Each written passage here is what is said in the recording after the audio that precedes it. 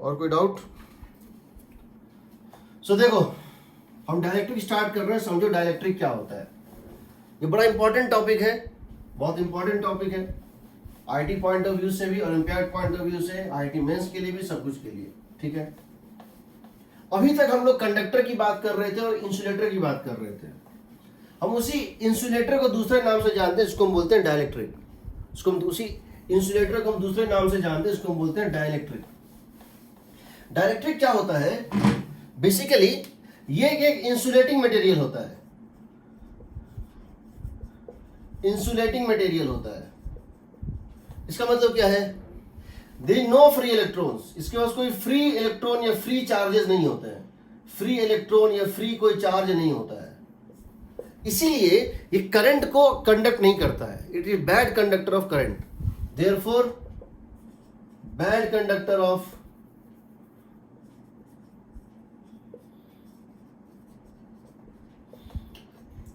Current. क्योंकि current के चलने के लिए या चार्ज के मूव करने के लिए फील्ड अप्लाई करेंगे, इसमें चार्ज मूव नहीं कर सकता, फ्री है, चार्ज बंधा हुआ है, फ्री नहीं है। इसमें क्या होता है? ये दो टाइप के होते हैं। एक होता है पोलर डाइलेक्ट्रिक, पोलर डाइलेक्ट्रिक्स, एक होता है नॉन पोलर डाइलेक्ट्रिक्स।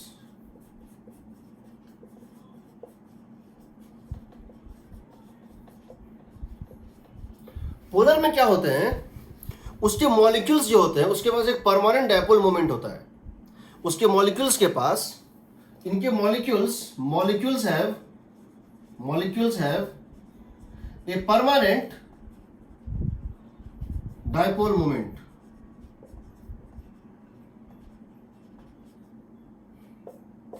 जैसे H2O होता है, जैसे H2O वाटर या NH3 अमोनिया, तुमने पढ़ा होगा हाइब्रिडाइजेशन में sp2 dsp3 sp3 sp3d। ठीक है, तो उसमें क्या होता है तुमको पता है कि लोन पेयर नहीं होता है और सिमेट्री होता है। तो जैसे CCl4 है, यहाँ पे नहीं होता है, no permanent dipole moment. Example CCl4, इसमें टेट्राहेड्रल स्ट्रक्चर बनता है। तो टेट्राहेड्रल में क्या होता है? सिमेट्री होता है, वो सब कैंसिल हो जाता है। CO2 इन सब में नहीं होता। इन सब में क्या होता है? सारे परमानेंट, सारे डायपोल में चार्ज का डिस्ट्रीब्यूशन इतना सिमेट्रिकल होता है कि सेंटर ऑफ पॉजिटिव चार्ज और centre of negative charge coincide कर जाता है, इसीलिए डायपोल मोमेंट जीरो होता है। तो इसको हम इस तरह से बना सकते हैं कि यहां पर एक प्लस चार्ज है,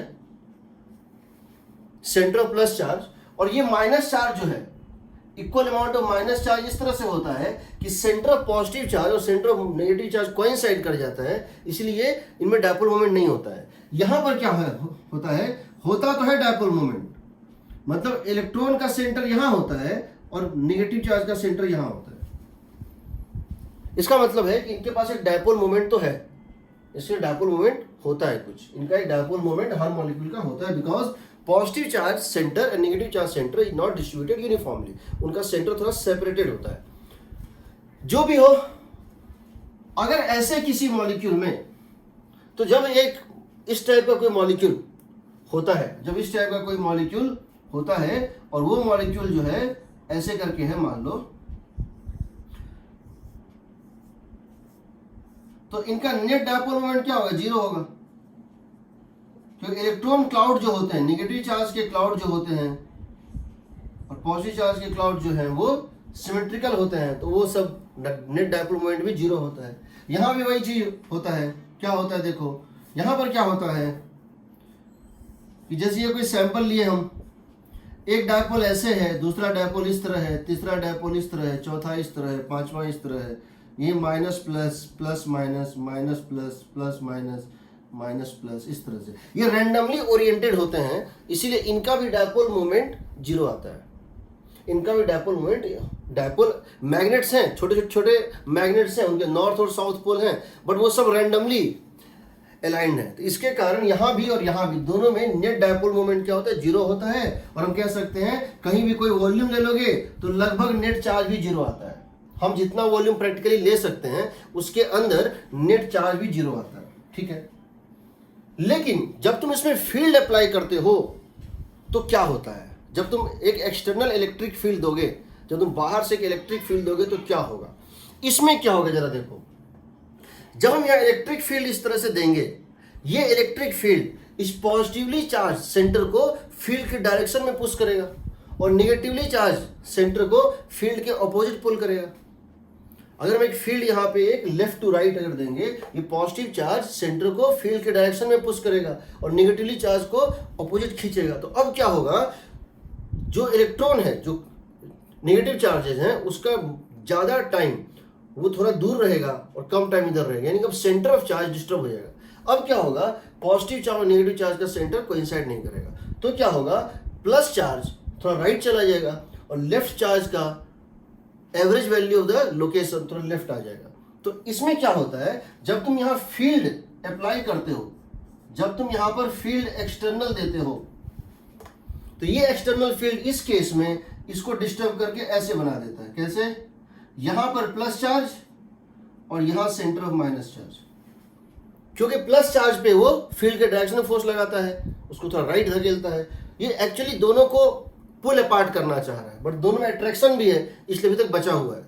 एक पर्टिकुलर फील्ड के ऊपर ये बॉन्ड टूट जाएगा, एक पर्टिकुलर फील्ड के ऊपर ये इस प्लस को इतना ज्यादा फोर्स लगाएगा राइट और इस नेगेटिव को इतना फोर्स लगाएगा लेफ्ट कि वो उसके बॉन्ड स्ट्रेंथ से ज़्यादा हो जाएगा, तो कोवेलेंट बॉन्ड जो भी है वो टूट जाएगा और उस केस में हम कहते हैं इसका डाइलेक्ट्रिक ब्रेकडाउन हो गया। जब तक ब्रेकडाउन नहीं हुआ है तब तक इसमें क्या होता है, जब तुम एक्सटर्नल फील्ड देते हो तो क्या होता है, एक्सटर्नल फील्ड के प्रेजेंस में इसमें एक टेम्पोररी इसलिए क्योंकि जब तक फील्ड है एक्सटर्नल तब तक रहेगा, जैसे फील्ड को स्विच ऑफ करेंगे फिर से कंडीशन ये बन जाएगा। तो क्या होता है, एक्सटर्नल फील्ड हम यहां पे ये कह सकते हैं that external field creates a temporary dipole moment. एक डायपोल मोमेंट क्रिएट करता है। यहां पर क्या होता है, देखो यहां पे जब तुम इसी में जब तुम फील्ड देते हो तो ये जो बॉन्ड था, ये जो इसका एक पर्टिकुलर मॉलिक्यूल था, ये इसका जो एक पर्टिकुलर, इसमें तो पहले से एक वो था, इसमें तो पहले से जो है एक डायपोल मोमेंट था, ये तो बिना फील्ड के था। लेकिन जैसे तुम फील्ड दोगे, जैसे तुम एक्सटर्नल फील्ड दोगे, अब क्या होगा, इसका पोलैरिटी, इसका जो डायपोल मोमेंट स्ट्रेंथ वो थोड़ा बढ़ेगा, इंक्रीज करेगा, क्योंकि स्ट्रेचिंग होता है। अब क्या होगा, ये थोड़ा ऐसे बन जाएगा, थोड़ा और एलोंगेट कर जाएगा। ये क्या होगा, it is going to stretching, so external field creates, or you can say increases the dipole moment, increases the dipole moment। External field जो है डायपोल मोमेंट को बढ़ा देता है, पहले से ज्यादा स्ट्रॉन्गर बन जाता है। तो दोनों केस में जो फील्ड है, यहां तो जीरो से बढ़ाता है, यहां भी बढ़ता है, बट यहां पे इनिशियली क्या था, जीरो था, और यहां पर नॉन जीरो से थोड़ा सा और बढ़ जाता है। ठीक है, अब होता क्या है वो देखो, यहां तक मुझे कोई डाउट? अब क्या होता है ये देखो,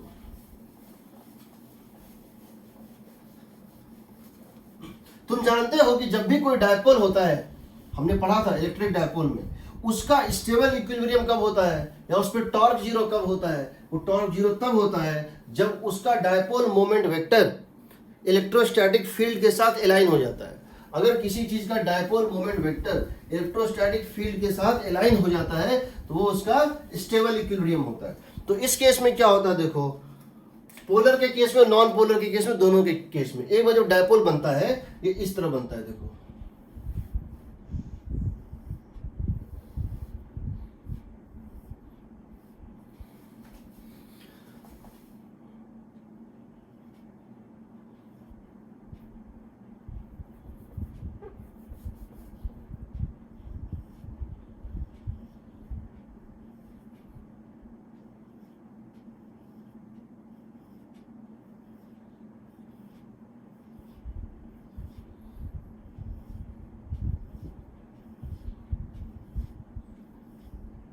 तो एक तो डायपोल जो भी था, जीरो था या नॉन जीरो था, उससे थोड़ा बढ़ता है ही, और साथ में ये सारे डायपोल्स जो होते हैं वो फील्ड के डायरेक्शन में अलाइन हो जाते हैं। ये माइनस, बिकॉज ये फील्ड, एक्सटर्नल फील्ड तुम्हारा इस तरह से है, your external field is like this is your E external, this is your E external. अब क्या होता है कि यहां पे एक डायपोल का अलाइनमेंट होता है इस टाइप से, देखो माइनस यहां प्लस यहां, माइनस यहां प्लस यहां, माइनस यहां प्लस यहां, माइनस, क्यों? ये इसका डायपोल मोमेंट वेक्टर है। और तुम जानते हो कि जब फील्ड हम देते हैं तो फील्ड के डायरेक्शन में हर डायपोल चाहेगा अलाइन होना, क्योंकि जब एक डायपोल फील्ड के डायरेक्शन में अलाइन रहता है उसके वो टॉर्क जीरो होता है, वो उसका इक्विलिब्रियम पोजीशन होता है। तो हर डायपोल चाह रहा है -2 प्लस इस तरह से अलाइन होना।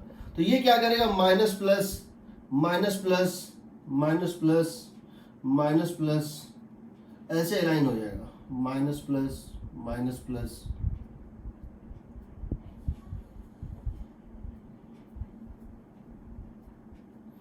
अब देखो इनमें फर्क क्या है, कंडक्टर और इस केस में क्या फर्क है। कंडक्टर के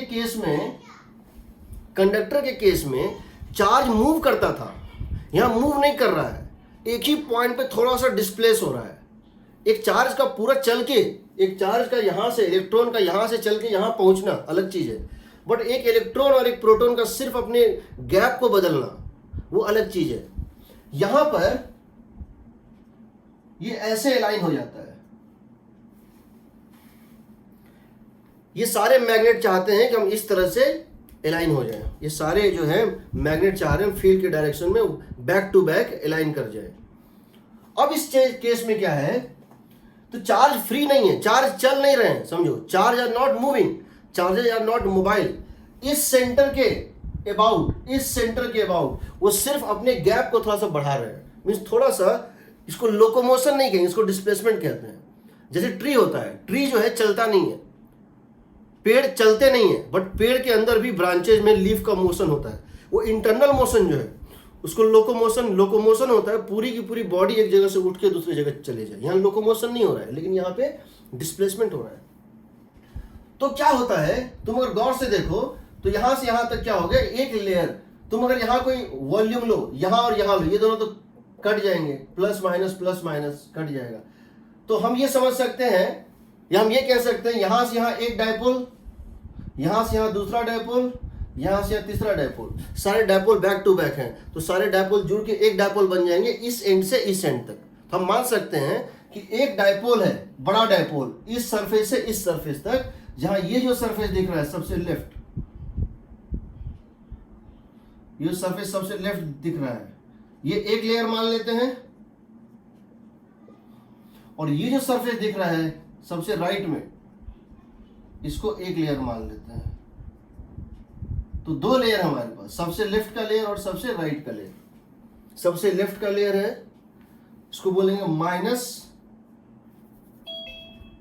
सिग्मा बी, इसको बोलते हैं प्लस सिग्मा बी। अब समझो, हम ये मान सकते हैं कि यहां पर एक लेयर, यहां पर एक लेयर, यहां से यहां एक बड़ा डायपोल, यहां से यहां एक बड़ा डायपोल, यहां से एक बड़ा डायपोल। अब समझो, यहां दो फैक्टर काम करते हैं। पहला फैक्टर होता है फील्ड। ये एक्सटर्नल फील्ड जो है, ये क्या चाह रहा है, ये एक्सटर्नल फील्ड क्या चाह रहा है कि हम इसको अलाइन कर दें, सबको डायपोल को हम अलाइन कर दें, इसके कारण अलाइनमेंट होगा। दूसरा होता है temperature.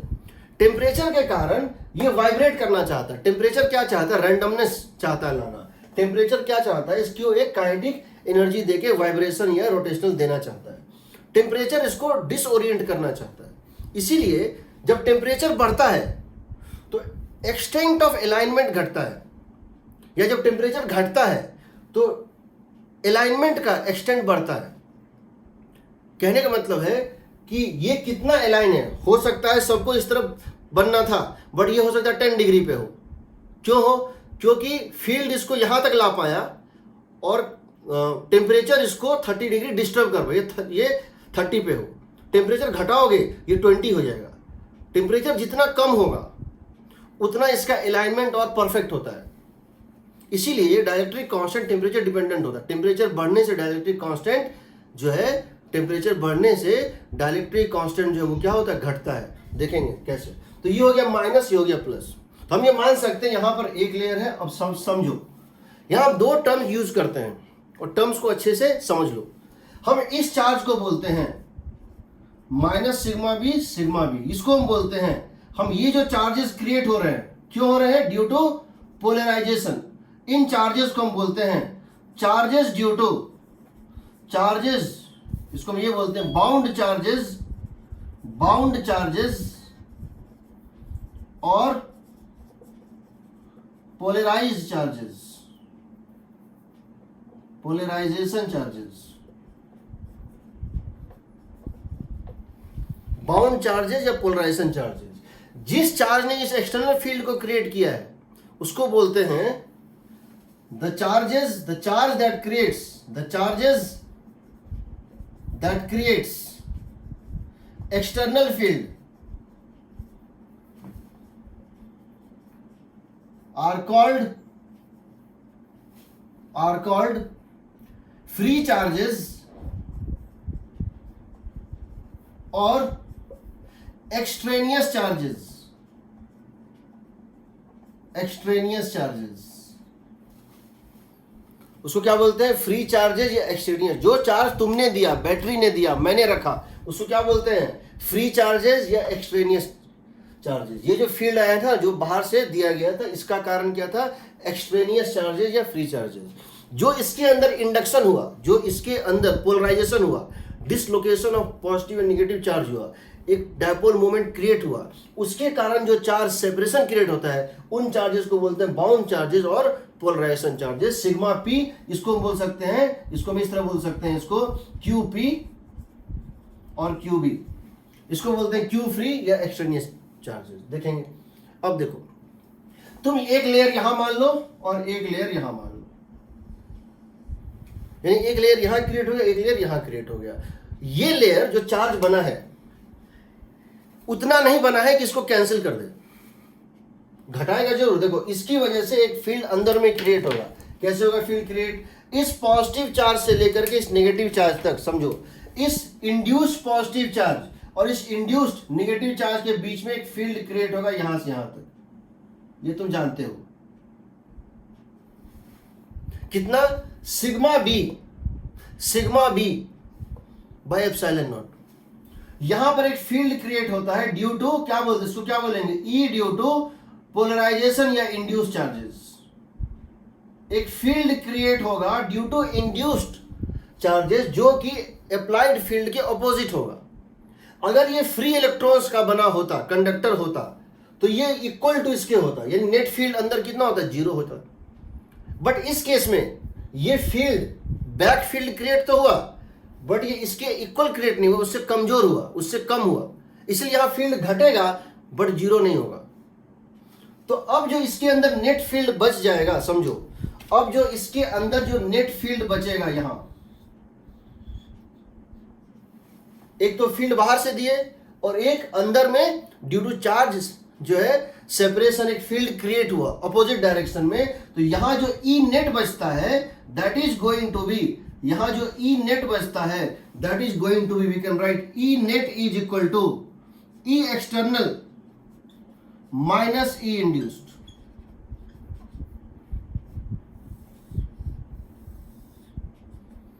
In the direction of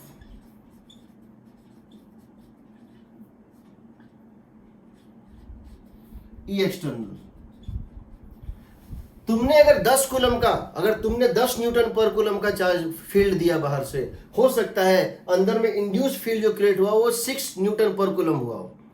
तुमने बाहर से एक्सटर्नल फील्ड दिया कितना? 10 न्यूटन पर कूलम, बट अंदर जो यहां और यहां जो सरफेस पे चार्ज जो बना, उसकी वजह से जो फील्ड इंड्यूस हुआ अपोजिट डायरेक्शन में, वो 10 नहीं हुआ, 6 हुआ। यानी नेट फील्ड जो बच जाएगा अब, वो कितना बचेगा अंदर में? 10 माइनस 6, 4 न्यूटन पर कूलम बच जाएगा। घटेगा, घटता तो दोनों केस में, कंडक्टर में भी और डाइलेक्ट्रिक में भी, बट कंडक्टर के केस में घट के 0 हो जाता है, यहां पे क्या होता है? नॉन जीरो रहता है। घटता है बट 0 से इसके बीच में होता है, इसको हम बोलेंगे ई नेट। तो अंदर में नेट फील्ड जो है, बाहर के फील्ड का कुछ डिवीजन होता है।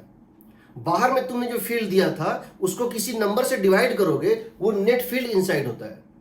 बाहर में जो भी तुमने फील्ड दिया था एक्सटर्नल फील्ड, वो एक नंबर से डिवाइड हो जाता है, वो स्केल डाउन हो जाता है और वो यहाँ पे नेट फील्ड बचता है।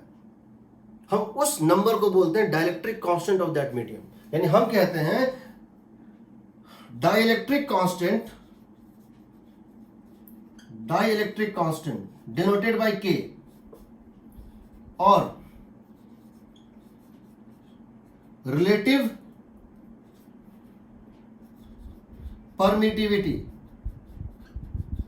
denoted by epsilon r, relative permittivity denoted by epsilon r is equal to, ये होता है E net, E external by E net। यानी हम ये कह सकते हैं, अगर ये इसकी वैल्यू क्या है E r या K है, तो हम कह सकते हैं कि E r is equal to K and that is equal to E net by E external by E net, E external by E net। ये दोनों डायमेंशनलेस है, समझो, दे आर डायमेंशनलेस, क्योंकि एक नंबर है, सिंपल है, क्या है, रेशियो है। ये वो फैक्टर है जिससे अप्लाइड फील्ड उस मटेरियल के भीतर डिक्रीज कर जाता है। ये वो फैक्टर है जिससे अप्लाइड फील्ड उस मटेरियल के भीतर डिक्रीज कर जाता है, क्योंकि उसके अंदर पोलराइजेशन ऑफ चार्जेस होते हैं, पोलर मॉलिक्यूल्स होते हैं, नॉन पोलर होते हैं, उनका डिसलोकेशन होता है और अलाइनमेंट होता है, उसकी वजह से ये घट जाता है। हम यहां पर ये बात कह सकते हैं कि E ऑफ द मीडियम होता है K times of E of vacuum, या कह सकते हैं epsilon ER times of E of vacuum. ये वैक्यूम का है 8.854 इंटू 10⁻12। किसी मीडियम का रिफ्रैक्टिव, किसी मीडियम का एब्सोल्यूट परमिटिविटी उस मीडियम का होता है K times of permittivity of vacuum. जैसे एग्जांपल मैं बता रहा हूं,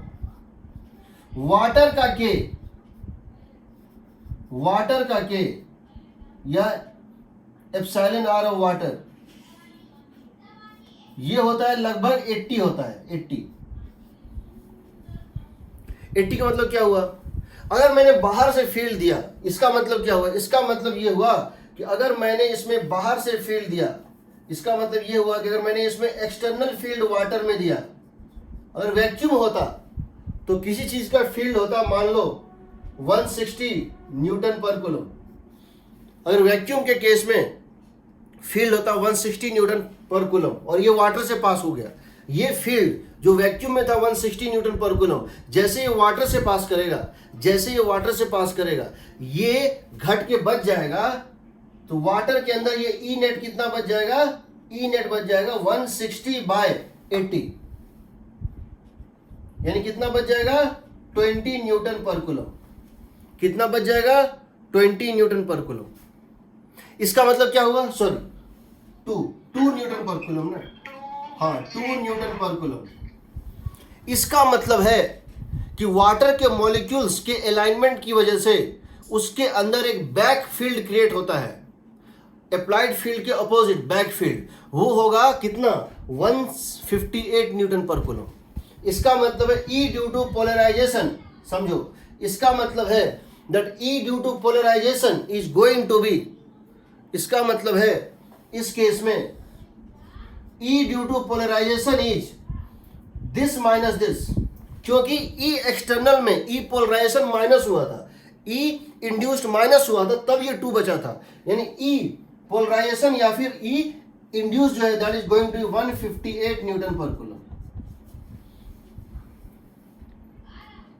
समझो, जिस तरह से कोई लाइट जब एयर से वाटर में घुसता है उसकी स्पीड घट जाती है, जब कोई लाइट एयर से वाटर में एंटर करता है उसकी स्पीड घट जाती है, उसी तरह से अगर कोई फील्ड वैक्यूम से किसी मेटल में घुसता है तो फील्ड की मैग्नीट्यूड घट जाती है। कि किस फैक्टर से, के फैक्टर से। के की वैल्यू याद रखना, के की वैल्यू लाई करती है बिटवीन, के lies between 1 and infinity. K lies between 1 and infinity. 1 का मतलब है वैक्यूम या एयर. हम एयर का ही 1 ही मानते हैं, हालांकि 1 नहीं होता, 1.000 कुछ वैल्यू है, बट हम वैक्यूम या एयर को 1 मानते हैं. इन्फिनिटी होता है कंडक्टर में. Conductor is also A dielectric. याद रखना, conductor is also A dielectric. Metal जो होता है, मेटलिक कंडक्टर भी डाइलेक्ट्रिक होता है, बट वहां के की वैल्यू क्या होती है? इन्फिनिटी. तो वहां फील्ड क्या हो जाता है बताओ? ई एक्सटर्नल जो भी दो, ई नेट क्या बचेगा? ई नेट क्या होता है कंडक्टर के अंदर? ई नेट क्या होता है? 0. Something by 0, infinity. तो conductor is also a special case of dielectric. ठीक है, तो ये होता है. अगर तुम फील्ड को बढ़ाते जाओगे बढ़ाते जाओगे बढ़ाते जाओगे, एक पॉइंट पे क्या होगा? इसका कोवेलेंट बॉन्ड ब्रेक कर जाता है, वो रप्चर हो जाता है. तो उस केस में क्या होता है? ये जो उसका प्लस और माइनस चार्ज आपस में अटैच था वो फ्री हो जाता है. In that case the system becomes conductor. उसको बोलते हैं डाइलेक्ट्रिक ब्रेकडाउन. हर मीडियम का एक डाइलेक्ट्रिक ब्रेकडाउन स्ट्रेंथ होता है. ठीक है, तो हम ये कह सकते हैं बियॉन्ड सर्टेन, हम ये कह सकते हैं, देखो, beyond certain field, beyond certain field bonds break and dielectric becomes conductor. Dielectric becomes conductor. हम उस फील्ड के स्ट्रेंथ को बोलते हैं, उसकी ब्रेकडाउन, डाइलेक्ट्रिक ब्रेकडाउन स्ट्रेंथ. हम उस फील्ड ई मैक्स को बोलते हैं डाइलेक्ट्रिक ब्रेकडाउन स्ट्रेंथ. एयर के लिए इसकी वैल्यू होती है, एयर के लिए इसकी वैल्यू होती है ई of air, E breakdown for air 6 into 10⁶ Newton पर कूलम या वोल्ट पर मीटर. 6 into 10⁶, 6 into 10⁶ न्यूटन पर कूलम या वोल्ट पर मीटर से ज्यादा फील्ड अगर एयर में दोगे तो एयर आयोनाइज कर जाएगा, एयर वुड बिकम कंडक्टर. ठीक है, अब देखो सर, हाँ, अगर ये एक्सटर्नल फील्ड की डायरेक्शन चेंज करेंगे तो कोई चेंजेस नहीं आएंगे? इसकी डायरेक्शन ना, हाँ, तो इसको इस तरह से चेंज करोगे तो जैसे अगर हम फील्ड को इस तरह से देंगे तो ये सारे डायपोल भी इस तरह से हो जाएंगे. अलाइनमेंट उस हिसाब से. हाँ, बिल्कुल बिल्कुल बिल्कुल, वो हमेशा फील्ड के डायरेक्शन में. अगर हम इसको रोटेट करेंगे ना, और इस फील्ड को हम ऐसे रोटेट करेंगे, ये पूरा का पूरा सेट जो है इस तरह से रोटेट होगा, यानी डायपोल्स ऐसे फिर ऐसे फिर ऐसे इस तरह से होंगे, ऐसे ऐसे हो जाएंगे. बिल्कुल, यस सर. ठीक है. अब देखो, यहाँ तक किसी कोई डाउट है? हाँ हाँ, 1 से नीचे, या ऐसा नहीं हो सकता है कि आप फील्ड दे फॉरवर्ड और नेट फील्ड हो जाए बैकवर्ड. इसका मतलब क्या है? 1 का मतलब क्या है? 1 का मतलब है अगर K1 यानी E external is equal to E net, E external is equal to E net. ठीक है. इन्फिनिटी का मतलब क्या है? 0. घटेगा तो जरूर घटेगा, या हो सकता है वैक्यूम है या कोई ऐसा मेटल है तो सेम रहेगा, घटेगा या सेम रहेगा, बढ़ नहीं सकता है. E net cannot be more than E external. E external से ज्यादा नहीं हो सकता.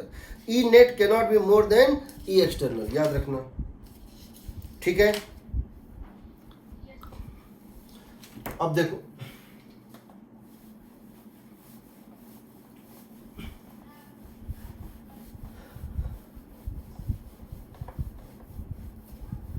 अब हम एक बार गॉस लॉ के उस अल्टरनेटिव फॉर्म पे जा रहे हैं, जिसमें कि हम क्या करते हैं, पहले तो कूलम्ब्स लॉ के बारे में. तो वैसे तो हम एक चीज बता सकते हैं लेमन टर्म्स में. पहले हम इस टर्म में बताते हैं as a new comer, as a not an expert of physics. हम ये कह सकते हैं, आपने कोई भी फॉर्मूला जो पढ़ा है अभी तक जिसमें एप्सिलॉन नॉट था, आपने कोई भी फॉर्मूला जब तक पढ़ा है जिसमें एप्सिलॉन नॉट था, अगर वही चीज वही सब कुछ दूसरे मीडियम में हो रहा हो तो एप्सिलॉन नॉट की जगह k times of epsilon not डाल दो या ER times of epsilon not डाल दो। तो हम ये कह सकते हैं कि एप्सिलॉन नॉट की जगह, अगर वैक्यूम में था और वैक्यूम में कोई प्रोसेस तुमने पढ़ा है जिसमें एप्सिलॉन नॉट था, तो एनी अदर मीडियम में तुमको लेना चाहिए वहां पे एप्सिलॉन ऑफ दैट मीडियम, तुमको लेना चाहिए वहां epsilon of that medium, and that would become k times of epsilon not या ER times of epsilon not. ठीक है, बट इसमें एक राइडर है, देखो ये शॉर्टकट जरूर है, बट इसका मैकेनिज्म क्या है समझो उसको। इसका मैकेनिज्म क्या है समझो। मान लो मेरे पास दो चार्ज रखे हुए थे, यहां पर मेरे पास दो चार्ज रखे हुए थे वैक्यूम में, एक है Q1 और दूसरा है Q2। इनके बीच में सेपरेशन कितनी है R, इसके बीच में सेपरेशन कितनी है R। तो जब R इसके बीच में सेपरेशन है तो हम जानते हैं इसके ऊपर जो फोर्स था वो था K मीन्स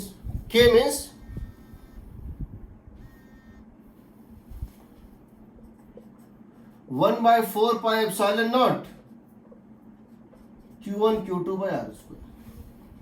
ये होता है इसके ऊपर force 1/4 pi epsilon naught Q1 Q2 by R square. ठीक है, अब मैंने क्या किया है, ये वैक्यूम में था,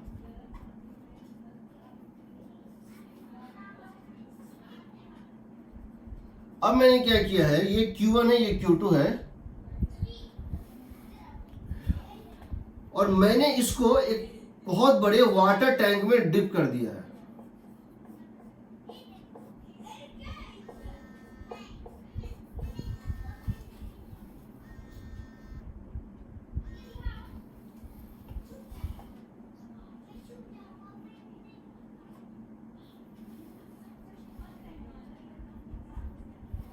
ये Q1 Q2 मैंने इसको बहुत बड़े वाटर टैंक में डिप कर दिया है, या कोई मीडियम है इनफाइनाइट साइज का कोई मीडियम है, उसमें ये हो रहा है, सब कुछ हो रहा है। अब हम ये कह सकते हैं that force acting on this charge F dash is 1/4 pi epsilon not की जगह अगर इसका डाइलेक्ट्रिक कांस्टेंट या मान लो ये ER है, रिलेटिव परमिटिविटी अगर इसका ER है, ER times of E not की जगह क्या डालेंगे, इसका मीडियम का देंगे into Q1 Q2 by R square. यानी हम कह सकते हैं F बाई ER। इसके ऊपर फोर्स कितना है, सब कुछ वही रहा, सिर्फ एप्सिलॉन नॉट की जगह ER टाइम्स एप्सिलॉन नॉट आ गया, ये इस फैक्टर से डिवाइड हो जाता है। लेकिन ये हुआ कैसे, देखो ये हुआ कैसे, हुआ इस तरह से, एक मिनट,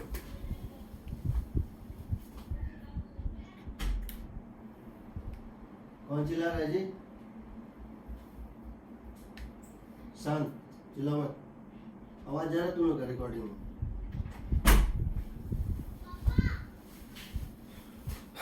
सो देखो इसमें क्या है कि अब तुम ये देखो कि हुआ क्या, हुआ यूं कि अभी भी ये चार्ज Q1 है, ये चार्ज Q2 है, बट इस पूरे मीडियम में इंड्यूस चार्जेस अपीयर हुए हैं, कहीं माइनस कहीं प्लस, कहीं माइनस कहीं प्लस, क्योंकि जब ये दोनों था तो ये दोनों हर पॉइंट पे कुछ फील्ड था इसका, जहां जो फील्ड था उसके अकॉर्डिंग उसका अलाइनमेंट हो गया, उसका चार्ज का क्या हो गया, माइनस यहाँ प्लस यहाँ।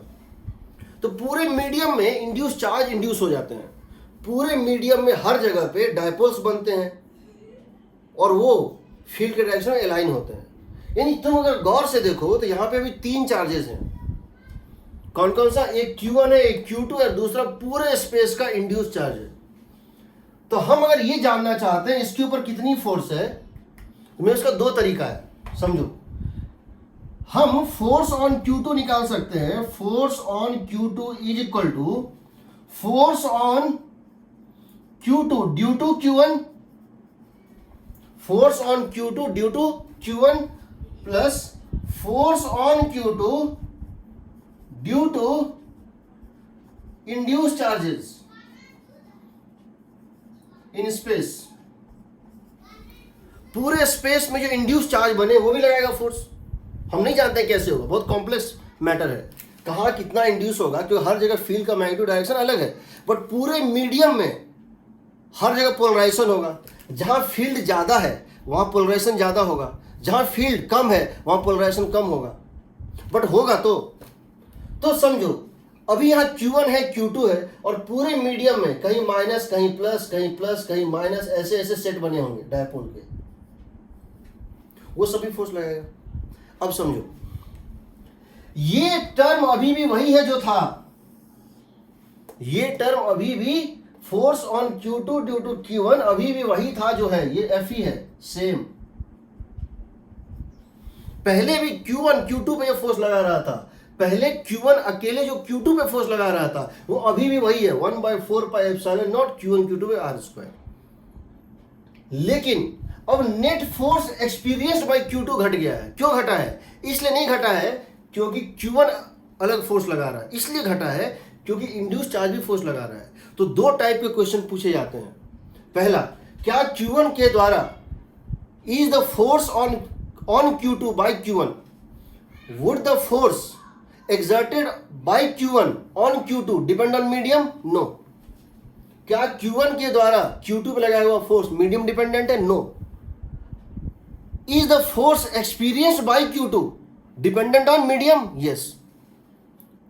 Q1 और Q2 के बीच का म्यूचुअल फोर्स मीडियम इंडिपेंडेंट होता है, लेकिन Q2 पे लगने वाला नेट फोर्स मीडियम डिपेंडेंट होता है, क्योंकि उसमें पोलराइजेशन का चार्ज Q2 के ऊपर नेट फोर्स मतलब क्या है? Q2 के ऊपर force due to Q1 as well as due to induce charge.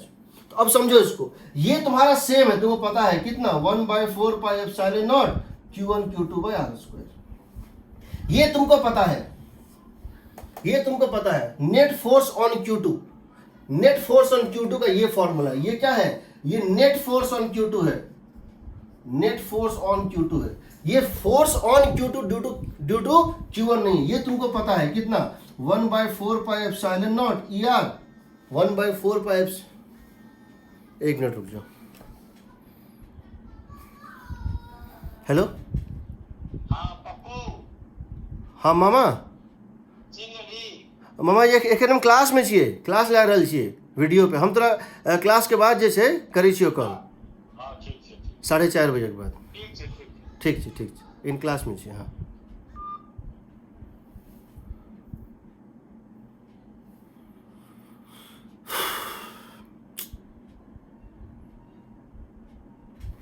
Hello,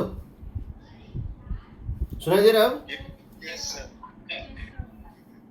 अरे कोई बार बार फोन कर रहा है, मुझे लगा कोई इमरजेंसी होगा किसी को, पता नहीं था तो नहीं इमरजेंसी। चलो देखो, यहाँ एप्सिलॉन नॉट इंटू ER है, ये नेट फोर्स है। अब तुम समझो, तुम नेट फोर्स जानते हो उसके ऊपर डिवाइडेड बाय ER। तुमको ये पता है ये कितना फोर्स लगा रहा था, ये भी पता है, तो इंड्यूस चार्ज कितना लगा वो निकल जाएगा माइनस करके। तो इंड्यूस चार्ज के कारण जो फोर्स होगा वो होगा जो नेट फोर्स अभी ऐड कर रहा है, जो नेट फोर्स अभी ऐड कर रहा है, माइनस जो ये दोनों के बीच में वैक्यूम में फोर्स था। तो दो रास्ते हैं, फोर्स निकालने का दो रास्ता होता है। या तो इस चार्ज को मानो वैक्यूम में रखा है, इस चार्ज को मानो वैक्यूम में रखा है, इंड्यूस चार्ज को मानो वैक्यूम में रखा हुआ है, सबको वैक्यूम में कन्वर्ट कर दो। क्या करोगे? इसका चार्ज और इंड्यूस चार्ज तीनों को निकाल के सबका वेक्टर सम ले लो, वो आ जाएगा नेट फोर्स। नहीं तो शॉर्टकट क्या है, इंड्यूस चार्ज मत लो, इसके बीच का जो फोर्स था उसको डिवाइड कर दो। That one step includes 1/4 pi epsilon naught Q1 Q2 by R square divided by ER. This includes the effect of this charge as well as induced charge, दोनों का वेक्टर सम एक step में निकल जाता है। ठीक है, चलो इस पे हम जब गॉस लॉ में आएंगे तो हम और बात करेंगे। ठीक है, इसमें हम गॉस लॉ में भी आ रहे हैं तो हम और बात करेंगे, देखते हैं। चलो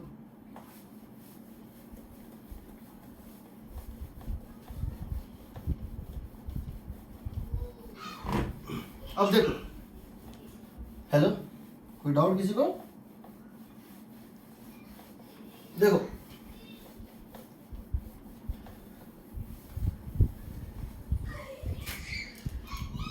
जब तुम प्रीवियस से जेई क्वेश्चन देखोगे कैपेसिटर का, आरसी सर्किट में मान के चलता हूं कि आरसी सर्किट में अगर करंट में मान के चलता हूं तो कैपेसिटर में 80% क्वेश्चन जो कैपेसिटर में पूछे गए हैं अभी तक वो डाइलेक्ट्रिक से ही हैं। बड़ा कंसेप्चुअल और बड़ा ही प्यारा सा टॉपिक है, बहुत छोटा सा टॉपिक है, समझ लो तो फिर कोई भी क्वेश्चन बनना ही बनना है, ऐसा हो ही नहीं सकता नहीं बनेगा। So it's very scoring topic, I can say it's very scoring topic, ठीक है। सो देखो, तो हम ये जानना चाहते हैं alternative form of Gauss law.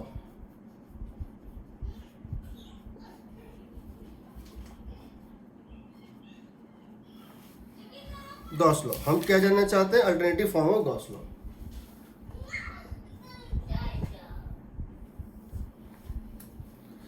ये मान लो मेरे पास एक पैरेलल प्लेट कैपेसिटर था, ठीक है, ये इसका एक प्लेट है और ये इसका दूसरा प्लेट है।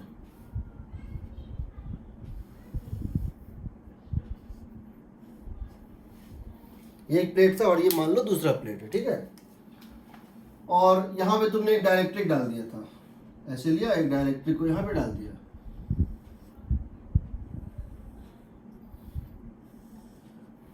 कुछ भी हो सकता है। This dielectric can be mica, water, CCl4, solid state में हो सकता है, लिक्विड स्टेट में हो सकता है, गैस स्टेट में हो सकता है, कुछ भी हो सकता है, ठीक है। तो ऐसा नहीं है कि वो सॉलिड ही होता है, ठीक है। ये दो कंडक्टर थे और तुमने इसको इस तरह से डाल दिया, तुमने इसको इस तरह से डाल दिया। अब तुमने क्या किया, मैं इसको थोड़ा थिक बनाया हूँ सिर्फ समझने के लिए। बहुत थिन प्लेट है, जैसे दो प्लेट होते हैं पैरेलल प्लेट कैपेसिटर, उसके बीच में एक इस टाइप का एक शेप का जो है डाइलेक्ट्रिक है, सॉलिड डाइलेक्ट्रिक स्लैब जैसा। मैंने उसको उन दोनों प्लेट के बीच में इस तरह से इंसर्ट कर दिया है, ठीक है। अब क्या किया मैंने, इसके ऊपर मैंने दे दिया प्लस क्यू चार्ज, इसको हम बोलते हैं क्यू फ्री। क्यों बोलते हैं? ये चार्ज मैंने दिया या बैटरी ने दिया या धरती ने दिया, ये रियल चार्ज जो हम उठा के डालते हैं इसके ऊपर, यहां डाल दिया माइनस क्यू फ्री, इस पे प्लस क्यू फ्री और इस पे माइनस क्यू फ्री। तो ये बेसिकली क्या करता, अगर ये वैक्यूम होता तो ये क्या करता, अगर ये वैक्यूम होता तो ये यहां से यहां तक एक फील्ड क्रिएट करता। कितना फील्ड क्रिएट करता?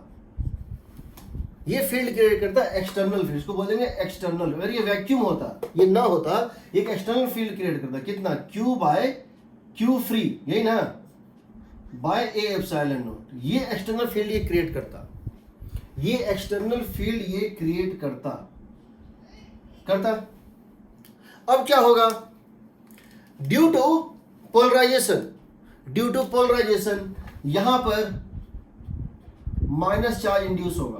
क्यों? तो ये जो फील्ड यहां से यहां क्रिएट होता, ये फील्ड क्या करेगा, पॉजिटिव चार्जेस को पुश करेगा राइट और नेगेटिव चार्ज को खींचेगा लेफ्ट। तो वहां पे इंडक्शन होगा, हम कहेंगे इक्विवेलेंटली बीच के सारे चार्जेस को कंटिन्यूटी में जोड़ते चले जाओ, यहां माइनस और यहां प्लस आएगा। इसको हम बोलते हैं क्यू बाउंड, इसको हम बोलते हैं क्यू पोलराइजेशन, इसको माइनस क्यूपी बोलते हैं, इसको हम क्यूपी बोलते हैं, ठीक है। इसको हम क्या बोलते हैं, माइनस क्यूपी, इसको बोलते हैं क्यूपी। तो due to this minus Q P and Q P एक फील्ड अंदर में क्रिएट होगा, और ये जो फील्ड होगा ये होगा ई इंड्यूस्ड, और इसकी वैल्यू आएगी Q polarization by A epsilon not left word, ठीक है। अब हम जानते हैं कि ई नेट क्या हो जाएगा।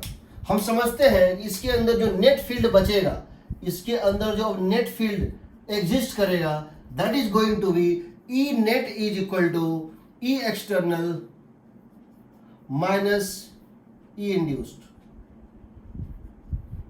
ई नेट का डिफिनीशन ही है, ई नेट का डिफिनीशन ही E external by K, dielectric constant के।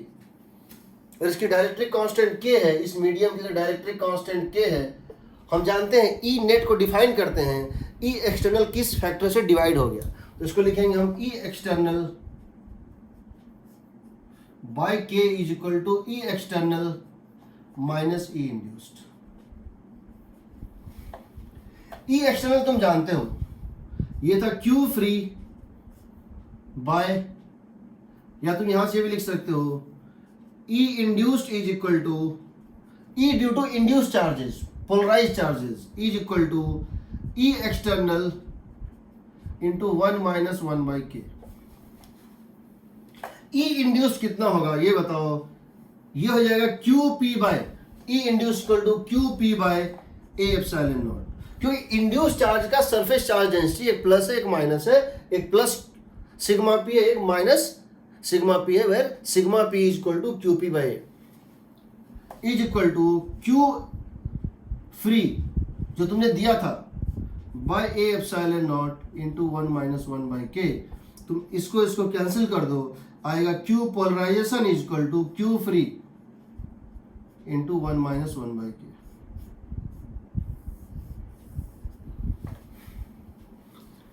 यानी कि अगर यहां पर Q तुमने अगर यहां पे कितना चार्ज दिया था, Q फ्री दिया था, ठीक है, तुमने यहां पे चार्ज कितना दिया था, Q फ्री दिया था, तो इसके सामने जो इंड्यूस होकर चार्ज बनेगा, यहां जो चार्ज इंड्यूस होगा that is equal to negative plus के सामने माइनस होगा और माइनस के सामने क्या होगा, प्लस होगा, लेकिन उसका मैग्नीट्यूड कितना होगा, Q free into 1 minus 1 by के, Q free into 1 minus 1 by के।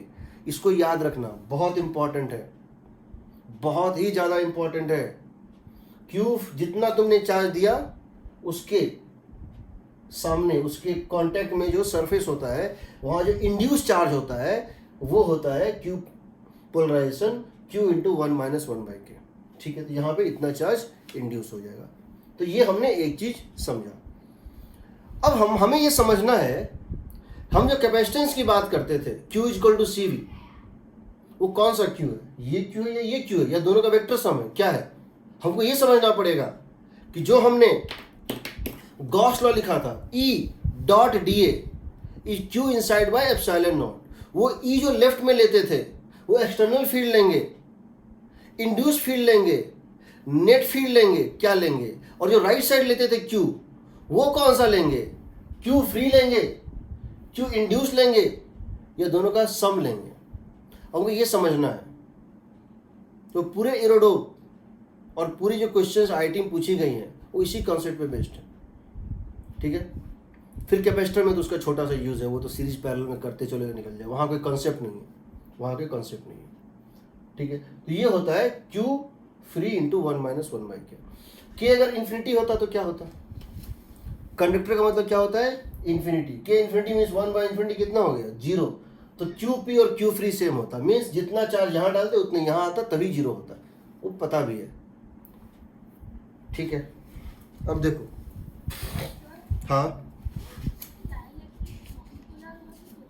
क्या चीज डाई इलेक्ट्रिक, उससे हमें फर्क नहीं है। देखो मैकेनिज्म दोनों में अलग अलग बट इफेक्ट सेम है। हमको एक बार हमने समझ लिया कि मान लो नॉन पोलर था और उसमें इंडक्शन होने के कारण उसमें पोलैरिटी आया, दूसरे में मतलब पोलर था, वो थोड़ा सा बढ़ा और तब आया, फिर वो फर्क नहीं पड़ता है, मेरे लिए वो मैटर नहीं करता, मैकेनिज्म मैटर नहीं करता है। हमको कभी भी ये नहीं बताया जाएगा नॉन पोलर है पोलर है, बट उसका हमको फील्ड देने के बाद जो डिक्रीज वो कर रहा है वो मैटर करता है, वो मैटर करता है। अब हो सकता है कि वो नॉन पोलर हो फिर पोलर बना हो, या हो सकता है वो पहले से पोलर हो और अब पोलर बना हो। अल्टीमेटली क्या मैटर करता है कि फाइनली फील्ड आने के बाद उसकी dipole moment strength of the molecule कितनी है, फील्ड के प्रेजेंस में वो कितनी डायपोल मोमेंट स्ट्रेंथ क्रिएट कर रहा है। इसीलिए कि कहीं किसी क्वेश्चन में ये नहीं दिया होता पोलर है या नॉन पोलर है, ये हमने बस मैकेनिज्म एक होता है समझने के लिए समझ लिया कि ये इसका मैकेनिज्म है, ठीक है, उसमें दिक्कत नहीं आएगी। देखो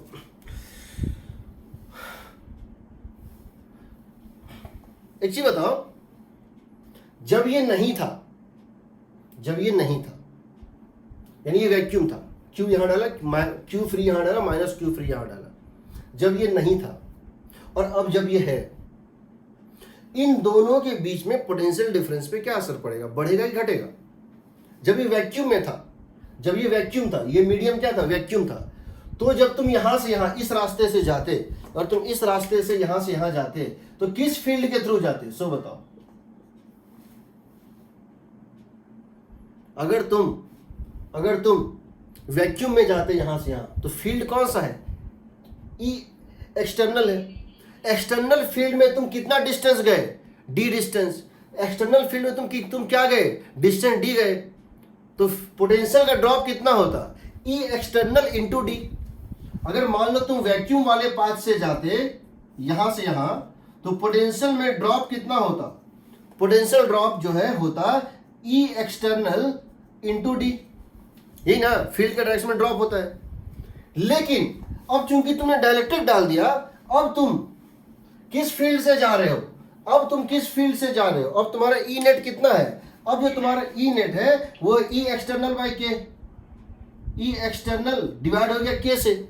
अब तुम्हारे थ्रू आउट द पाथ, जब तुम इस रास्ते से जब तुम जाओगे तो तुम किस फील्ड में चल रहे हो? इस फील्ड में चल रहे हो, सेम डिस्टेंस में, अब पोटेंशियल ड्रॉप कम होगा।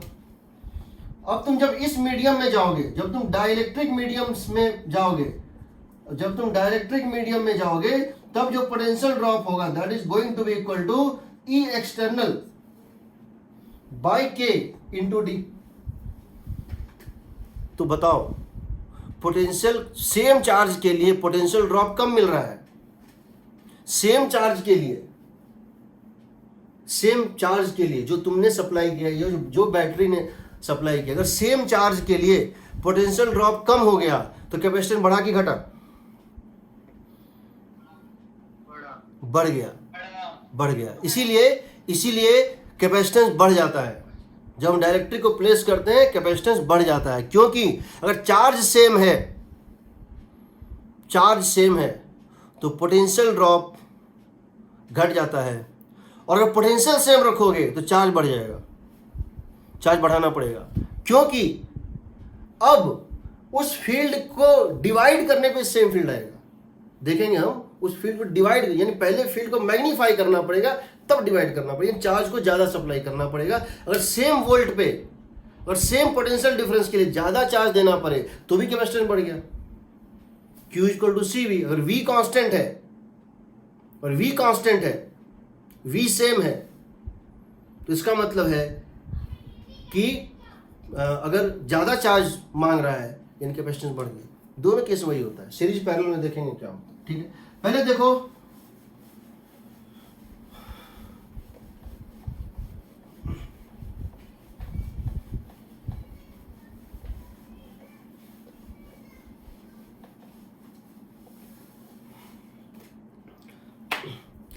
हम जब कैपेसिटेंस का फॉर्मूला लिखेंगे, तो हम इस तरह लिखेंगे, Q free equal to C into we.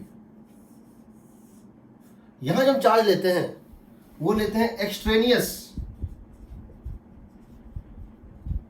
और फ्री चार्जेस। V होता है पोटेंशियल डिफरेंस,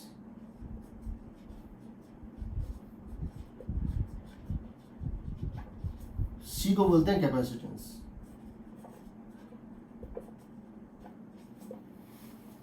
ठीक है, C क्या बोलते हैं? कैपेसिटेंस बोलते हैं। ठीक है, तो अब जरा समझो, पहले हम क्या करते हैं, हम चलो गॉस लॉ का हम अल्टरनेट फॉर्म ले लेते हैं। क्या लेते हैं? गॉस लॉ का हम एक बार अल्टरनेट फॉर्म लिखते हैं, और वो फॉर्म तुमको याद रखना है जो सबसे यूजफुल है। 2-3 फॉर्म है, बट सबसे जो यूजफुल फॉर्म है, जो हमारे न्यूमेरिकल्स बनाने में हेल्प करता है, उसको हम याद कर लेंगे। ठीक है, समझ लेते हैं, इसको भी देखेंगे। और इस टॉपिक में भी एक बात और है, इस टॉपिक में हर क्वेश्चन वही आएगा, इस टॉपिक में हर क्वेश्चन वही आएगा जो तुमको क्लास में करा दिया जाएगा। उससे बाहर क्वेश्चन बन ही नहीं सकता है, उससे बाहर question is impossible to be created even, क्योंकि ये टॉपिक बैक एंड टॉपिक है। एंड टॉपिक में यहाँ शुरू है, यहाँ से खत्म हो गया। इसमें एप्लीकेशन इनफाइनाइट नहीं है, एकदम फाइनाइट एप्लीकेशन है। तो जितना इलस्ट्रेशन क्लास में करा दिया जाएगा, एग्जाम में जब भी आएगा, किसी भी एग्जाम में डायरेक्टली कोई भी क्वेश्चन, वो उसी में से कोई उठा के देगा। हो सकता है वहाँ फंक्शन चेंज कर दे, हो सकता है डेटा चेंज कर दे, बाकी कभी कोई नया क्वेश्चन बन ही नहीं सकता है। इसलिए डायरेक्टरी का कोई भी क्वेश्चन नहीं बनने का कोई सवाल ही नहीं उठता है। It's not kinematics. Relative motion physics का सबसे डिफिकल्ट टॉपिक है, मेरी नज़र में रिलेटिव मोशन फिजिक्स का सबसे डिफिकल्ट टॉपिक है। बट लक अच्छा है कि उससे पूछता नहीं है। I did not ask question from relative motion, otherwise relative motion से डिफिकल्ट टॉपिक कुछ नहीं है, समझ में नहीं आता है, इमेजिनेशन का धज्जी उड़ जाता है, और वेक्टर का एप्लीकेशन तो गजब का होता है। लेकिन मॉडर्न फिजिक्स, हीट, ऑप्टिक्स, जबरदस्त स्कोरिंग टॉपिक होता है। अगर आपने सही से किया हुआ है आपको क्वेश्चन देखा हुआ ही मिलेगा, कोई नया क्वेश्चन नहीं क्रिएट होता है। So they are the topics which bring selection, वो रैंक दिलाता है। देखो हम लोग आ रहे हैं alternative form of Gauss law, इसको पहले समझ लेते हैं।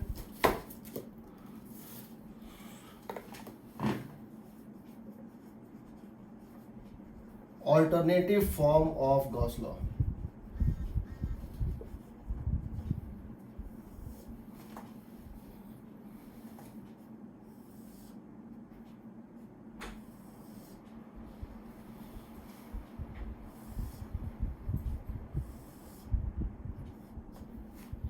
तो यहां पे तुमने एक डायरेक्टरी डाला था, ठीक है, यहां भी डायरेक्टरी डाला था इस तरह से।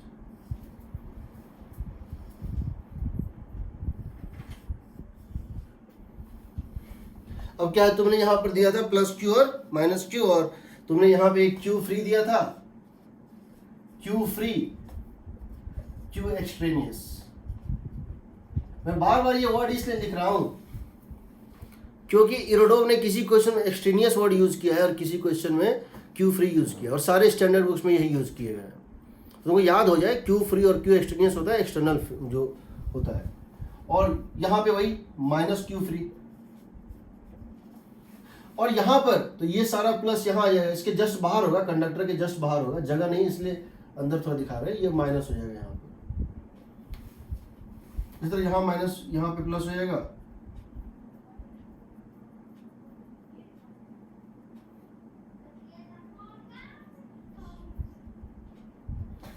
ये हो जाएगा क्यू पोलराइजेशन, ये हो जाएगा माइनस क्यू पोलराइजेशन, ठीक है। अब हम क्या करते हैं, गॉसियन सरफेस इस तरह से बनाते हैं। देखो एक माउथ यहां लिया, एक माउथ यहां लिया, ऐसे करके क्लोज कर दिया। हमने एक सिलिंड्रिकल गॉसियन सरफेस ले लिया जिसका अपर कैप जो था माउथ वो कंडक्टर में था, लोअर कैप जो था वो इस डायरेक्ट्रिक में था, और साइड उसका कर्व इस सरफेस के परपेंडिकुलर था, ठीक है। अब इसमें अगर हम इस गॉसियन सरफेस पे अगर हम इस गॉसियन सरफेस पे अगर हम लगा दें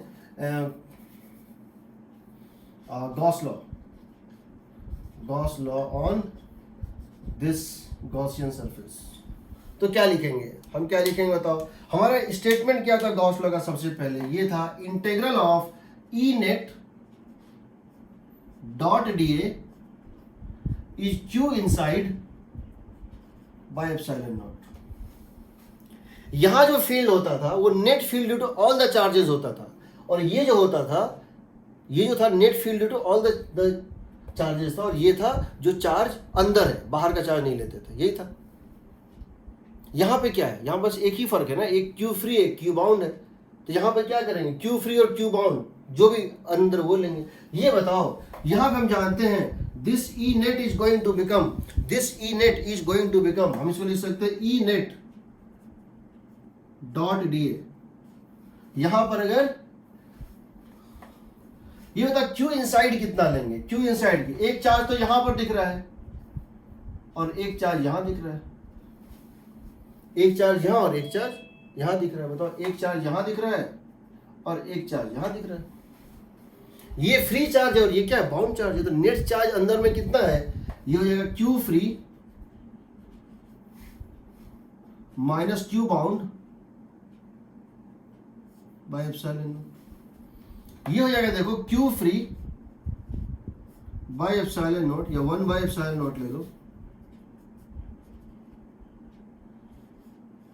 Q free minus Q free into 1 minus 1 by K, अभी निकाले थे, और इसकी डायरेक्ट्रिक कांस्टेंट के है 1 minus 1 by K, that becomes equal to 1 by epsilon naught Q free by K, Q free by के।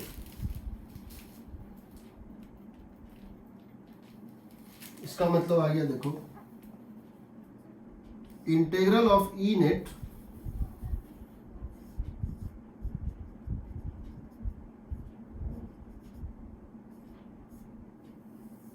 ये क्या बता रहा है, ये क्या बता रहा है, ये बता रहा है अगर तुम क्यू नेट निकालना चाहते हो, अगर तुम फील्ड निकालना चाहते हो, कहाँ, यहाँ पे, अगर तुम यहाँ पे फील्ड निकालना चाह रहे हो, क्योंकि यहाँ तो फील्ड 0 था, तो जो भी तुम ई नेट ले रहे हो वो तो यहाँ का है ना, ई नेट तो यहीं का आ रहा है ना। फ्लक्स इसके थ्रू क्या है, flux due to this is 0, flux जो भी है वो ड्यू टू जो ई नेट अंदर है उसके कारण है। ई नेट निकालने का 2 तरीका है। पहला तरीका है कि तुम सिर्फ फ्री चार्ज लो, इंड्यूस चार्ज मत लो। समझो, सिर्फ जो चार्ज तुम दिए हो वो लो, इंड्यूस चार्ज मत लो। उस केस में क्या करोगे, मीडियम को के एप्सिलॉन नॉट से लिखोगे। समझो, 2 तरीका है इसका। मेथड 1, दोनों को मिक्स मत करना। मेथड 1, जो चार्ज तुमने दिया, टेक फ्री चार्ज,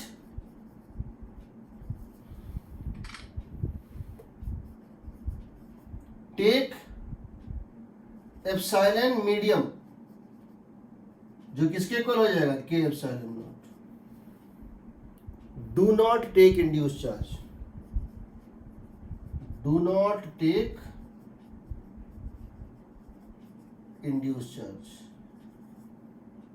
तुम जानते ही नहीं हो इंड्यूस चार्ज क्या होता है।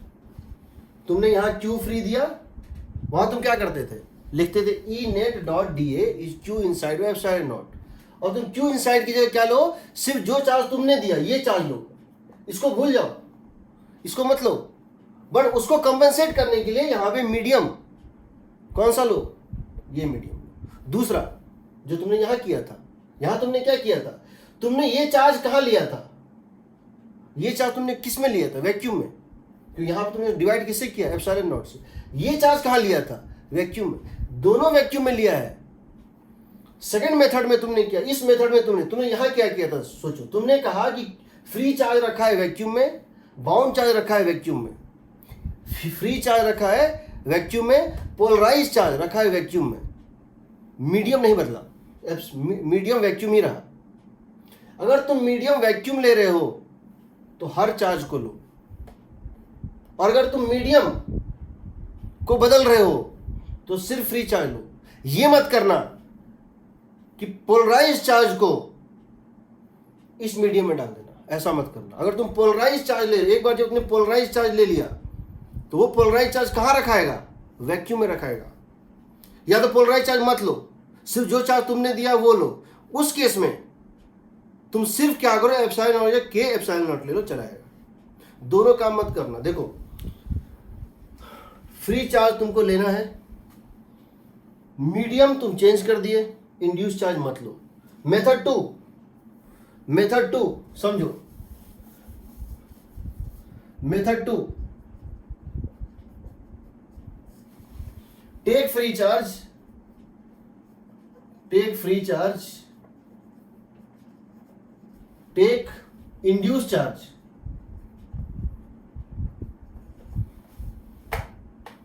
इंड्यूस चार्ज ले रहे हो, take vacuum, do not change this medium. तो ये तो कॉमन स्टेप है, फ्री चार्ज तो लेना ही है। इन दोनों में एक्सक्लूसिविटी होती है। क्या होती है, और तुम मीडियम बदल रहे हो तो इंड्यूस चार्ज मत लो, इंड्यूस चार्ज ले रहे हो तो मीडियम मत बदलो। अगर तुम मीडियम बदल रहे हो, वाटर मीडियम ले रहे हो, अगर के की वैल्यू, अगर वाटर के केस में अगर तुम के की वैल्यू 80 टाइम्स एप्सिलॉन नॉट ले रहे हो, और तुम वाटर के केस में यहां पे डाल रहे हो 80 टाइम्स ऑफ एप्सिलॉन नॉट, तो उस केस में तुमको इंड्यूस चार्ज यहां नहीं लेना है, सिर्फ वही चार्ज लो जो तुमने दिया है, क्योंकि तुमने मीडियम चेंज करके वैसे ही उसको कंपनसेट कर दिया है। यहां पे 80 टाइम्स जो तुमने चार्ज दिया डिवाइडेड बाय जो तुमने इसको दिया, ये ज्यादा आसान होता है। या एक काम कर सकते हो तुम, इसको इस तरह से लिखो। इसको याद रखना पहली बात, तो इसको याद रखना पहली बात। अब मैं तुम्हें इसका वो बता रहा हूं, तो समझो कैसे बताऊं। हाँ, मेरे पास एक पैरेलल प्लेट कैपेसिटर है, कैसा है, ऐसा है, जैसे पैरेलल प्लेट कैपेसिटर है। हमको बताना है इन दोनों प्लेट के बीच में फोर्स कितना है, what the force acting between these two. ठीक है, हमको बताना है ये प्लेट इस प्लेट पे, मतलब इस प्लेट पे नेट फोर्स कितना ऐड करे, ये निकालना है। और मैंने क्या किया, इस कैपेसिटर को पानी में डुबा दिया, मैंने इस कैपेसिटर को पानी में डुबा दिया। अब बताना है इसके ऊपर कितना फोर्स ऐड करेगा। मेरे पास दो तरीका है। क्या तरीका है? What is the force experience by this. पहला है मैं इसके कारण इस पे फील्ड निकालूं, मैं इसके कारण इस पे फोर्स निकाल के उसको के से डिवाइड कर दूं। मुझे निकालना है कि इस प्लेट के ऊपर नेट फोर्स कितना है जब मैंने इन दोनों प्लेट को, चार्ज प्लेट को पानी में डिप कर दिया है। पूरा मीडियम वाटर है, एक समुद्र के अंदर मैंने इसको डिप कर दिया है, और मुझे ये बताना है, यानी पूरा पानी से भरा हुआ है, ये बताना है कि इसके ऊपर फोर्स कितना होगा। तो समझना है इसको, मैं क्या बताना चाह रहा हूँ। मैं ये बताना चाह रहा हूँ, यहाँ ये एक प्लेट है और ये दूसरा प्लेट है, और मैंने इसको पूरा पानी में डिप कर दिया है। मैंने यहां पे चार्ज दिया था प्लस क्यू और यहां चार्ज दिया था माइनस क्यू। मैं जानता हूं यहां एक चार्ज इंड्यूस होगा, इसके साथ जो कांटेक्ट में लेयर है वहां माइनस क्यू इंड्यूस होगा, माइनस क्यू पी, और यहां एक लेयर इंड्यूस होगा प्लस क्यू पी। मुझे इसके ऊपर फोर्स निकालना है, लेफ्ट प्लेट के ऊपर मुझे फोर्स निकालना है। मेरे दो तरीका है और दोनों में सेम आता है। या तो मैं इसके कारण इसके ऊपर फोर्स निकाल दूं, मैं इसके कारण इसके ऊपर फोर्स निकाल उसको के से डिवाइड कर दूं, यानी मैं सिर्फ ये चार्ज ले रहा हूं, मैं सिर्फ ये चार्ज ले रहा हूं क्यू फ्री, लेकिन मीडियम क्या ले रहा हूं, वाटर ले रहा हूं या जो भी है, के से डिवाइड, इसके कारण इस पे फोर्स निकाल के से डिवाइड कर दूं। अगर हम सिर्फ प्लस क्यू और माइनस क्यू फ्री चार्ज के बीच में फोर्स निकाल लें, उसको के से डिवाइड कर दें, हमको फोर्स एक्सपीरियंस बाय दिस चलाएगा। या दूसरा तरीका है, हम पहले इस माइनस क्यू पी के कारण फोर्स निकालें क्यू पे। माइनस क्यू पी कहाँ रखा है? वैक्यूम में। तो वन तो जो भी है, अगर ये प्लस क्यू और माइनस क्यू पी वैक्यूम में होता तब इसके ऊपर कितना फोर्स होता? अगर ये प्लस क्यू और प्लस क्यू पी वैक्यूम में होता तब कितना फोर्स होता? और ये प्लस क्यू और माइनस क्यू वैक्यूम होता तब कितना फोर्स? तीनों का वेक्टर सम कर दें। हम ये नहीं कर सकते हैं, हम चार्ज भी ले, अगर हम इंड्यूस चार्ज ले रहे हैं तो वैक्यूम में रखेंगे, और अगर इंड्यूस चार्ज नहीं ले रहे हैं तो मीडियम को चेंज कर देंगे। ये जब प्रैक्टिस करेंगे, अभी क्वेश्चंस पे आएंगे तो तुम समझ जाओगे। तुमको जो चीज याद रखना है एप्लीकेशन पॉइंट ऑफ व्यू से, वो ये याद रखना है। क्या याद रखना है? तुमको ये याद रखना है,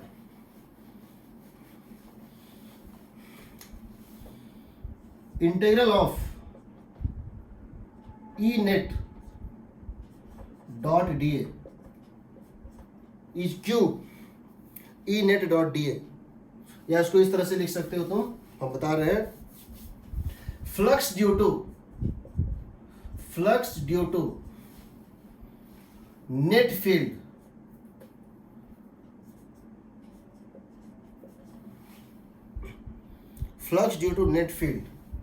नेट फील्ड का मतलब क्या है भाई? नेट फील्ड का मतलब है field due to free charges as well as bound charges, E net। Sir left side वाला बोर्ड नहीं दिख रहा है। चलो मैं एक काम करूं, मैं इसको मिटा दूं, अभी वैसे सब नोट्स में है, मैं तो बता दूंगा पेज नंबर कहाँ से कहाँ मैंने आज बताया है, ठीक है? तो तुमको जो चीज याद रखना है, जो समझना है, वो क्या है वो तुम समझ लो, और बाकी जब हम यूज करेंगे तो हम उसी को यूज करते हैं, ठीक है? कहने को तो हम याद रखना, जो तुमको गॉस लगा, जो फॉर्म तुमको याद रखना है वो याद रखना है। हम इसको पहले स्टेटमेंट फॉर्म में लिख रहे हैं, फील्ड ड्यू टू या फ्लक्स ड्यू टू, ठीक है, net field, flux due to net field is equal to Q inside by epsilon naught. क्या चीज? Q inside by epsilon naught. अब नेट फील्ड का मतलब है resultant field due to, net field का मतलब है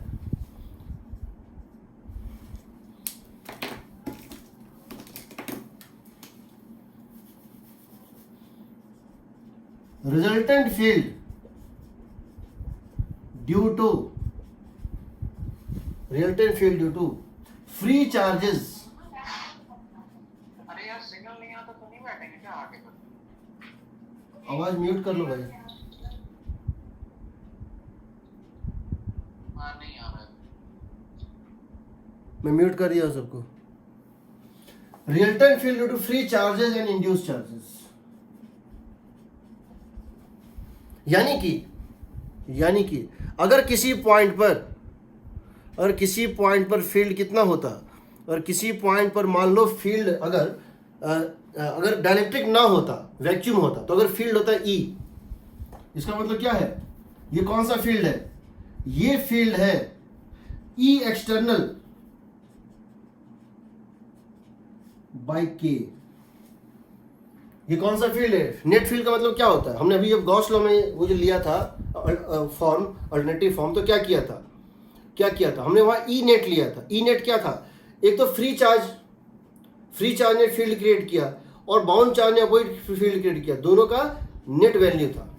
तो यहाँ पर फील्ड ड्यू टू नेट होता है और यहाँ होता है क्यू इनसाइड। क्यू में क्या होगा, इनसाइड में क्या होगा, वही चीज फ्री चार्ज और बाउंड चार्ज देखेंगे। ई एक्सटर्नल बाय के, याद रखना, यानी हम यह कह सकते हैं integral of E external by K D A. क्यों? ये ई नेट है, ये बेसिकली ई नेट ही है, समझो। किसी पॉइंट पे ई नेट होता है, ई एक्सटर्नल बाय के इज इक्वल टू हो जाएगा Q inside by epsilon naught, Q inside by epsilon not, ठीक है।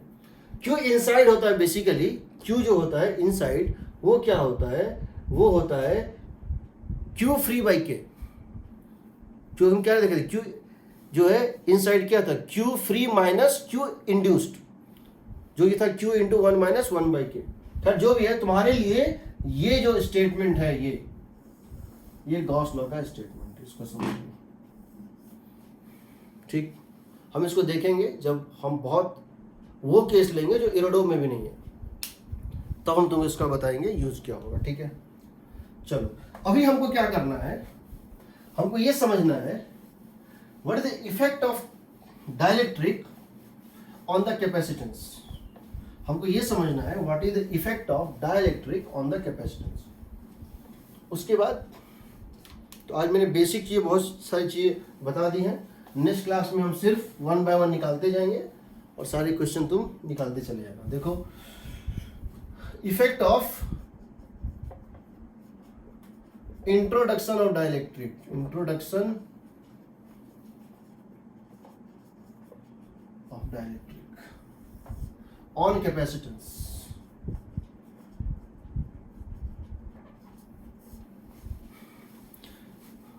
फिर से कट रहा है।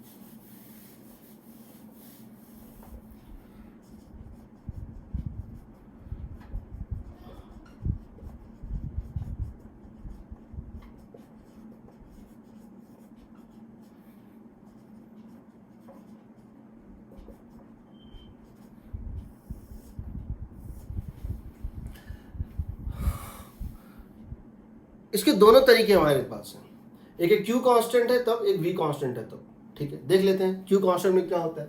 मान लो ये दो प्लेट्स हैं,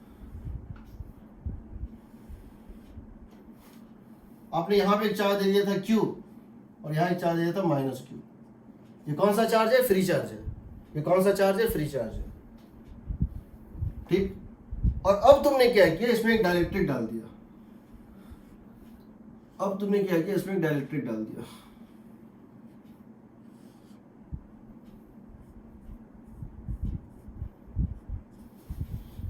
एक डस्टर टाइप का है, इसको उसमें उन दोनों प्लेट के बीच में इसको इंसर्ट कर दिया, स्लैब टाइप का है। अब क्या होगा, देखो, हम जानते हैं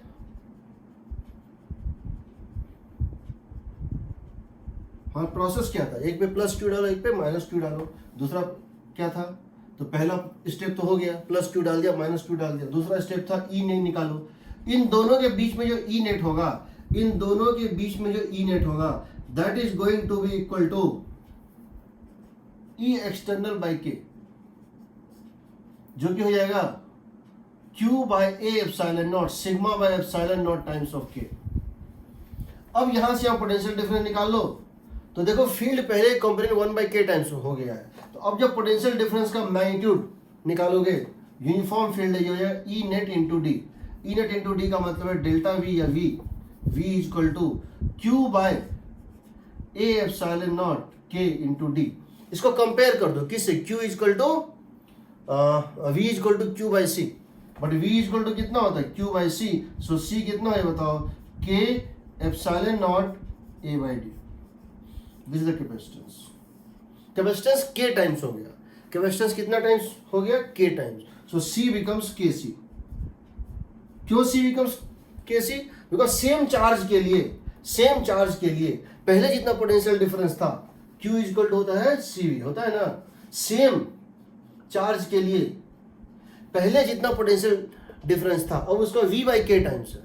अब ये कितना हो गया, V बाई के, तो ये कितना हो जाएगा, KC हो जाएगा।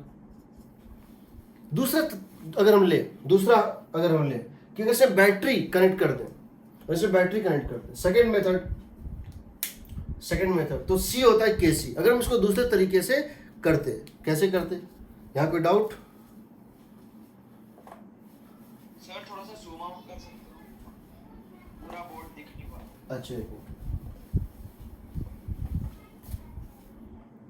इन या आउट? आउट, थोड़ा आउट कम जूम करो थोड़ा। उसको इन बोलते हैं ना।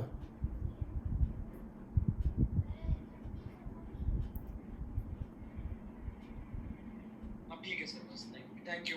ठीक है, चलो देखो, यहां देखो, ये कैपेसिटर था, ये मतलब दो प्लेट्स थे। कैसे इसे कैपेसिटेंस को कैसे डिफाइन करते हैं, हमने एक बैटरी से कनेक्ट कर दिया, V वोल्ट की बैटरी है, तो ये कितना चार्ज खींचता, अगर इसकी कैपेसिटेंस C है, ये कितना खींचता, Q is equal to CV खींचता, यही ना। और अगर हम इसे डायरेक्टली दे देंगे तो ये KQ खींचेगा, K टाइम्स खींचेगा। अब सोचो, अगर हम यहां पे अगर डायरेक्टली डाल दें इस तरह से, तो क्या होगा,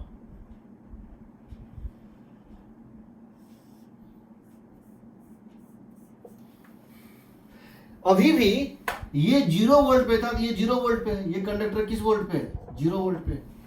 अभी भी ये V वोल्ट पे था, तो ये V वोल्ट पे है। ये कंडक्टर कितने वोल्ट पे, V वोल्ट पे। अभी भी इन दोनों प्लेट के बीच का पोटेंशियल डिफरेंस कितना है, V वोल्ट है, यह V सेम है।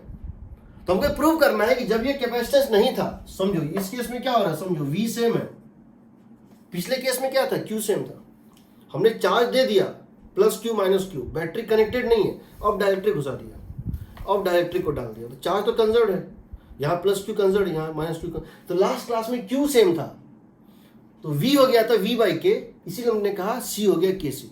इस केस में वोल्टेज कंजर्व है, पोटेंशियल डिफरेंस फिक्स है, बैटरी से कनेक्टेड है, V सेम है। हम प्रूव कर देंगे, अगर पहले ये Q खींचता, अब ये KQ खींचेगा, यानी K टाइम ज्यादा चार्ज यहां से खींचेगा, इसीलिए इसका कैपेसिटेंस क्या कहेंगे, बिकॉज ये सेम है, यहां पे हम इसको करेंगे KQ हो जाएगा, देखो, इसीलिए हम क्या बोलेंगे, ये कितना हो गया, KC हो गया। और वोल्टेज सेम रखोगे, बैटरी कनेक्टेड है, वोल्टेज से पोटेंशियल डिफरेंस रखोगे सेम, तो डायरेक्टरी प्लेस करने से उसको K टाइम्स ज़्यादा चार्ज चाहिए अपने पोटेंशियल डिफरेंस मेंटेन करने के लिए। और अगर चार्ज सेम रखोगे, सेम, तो पोटेंशियल डिफरेंस V बाई के टाइम्स हो जाता है। क्यों हो जाता है, कि पहले क्या था। अब बताओ, ये बताओ, क्या यहां से यहां का नेट फील्ड हम लिख सकते हैं E नेट V बाई के, V बाई डी। यहां से यहां ये V वोल्ट पे, ये जो है 0 पे, ये V वोल्ट पे है, और ये जो है 0 पे, इसका मतलब नेट फील्ड यहां से क्या होगा, E by D. But E net कैसे आता है, जो E बना उसका K टाइम्स होता है ना, ये किसके इक्वल होता है, जो E एक्सटर्नल था डिवाइडेड बाई K ना। तो E एक्सटर्नल यानी कि, अब तुम्हारा समझो, पहले जो E नेट था वही E नेट अब भी है। क्यों बताओ, जब ये वैक्यूम था तो यहां से यहां तक पोटेंशियल ड्रॉप कितना था V, यहां से डिस्टेंस कितना था D। तो पहले जो फील्ड था जब डाइलेक्ट्रिक नहीं आया था तब कितना था V/D। अभी भी जब तुमने इसमें डाइलेक्ट्रिक डाल दिया तब भी नेट फील्ड वही है, लेकिन K डिवाइड होने के बाद वही है, यानी पहले K टाइम्स हुआ होगा तब डिवाइड हुआ होगा।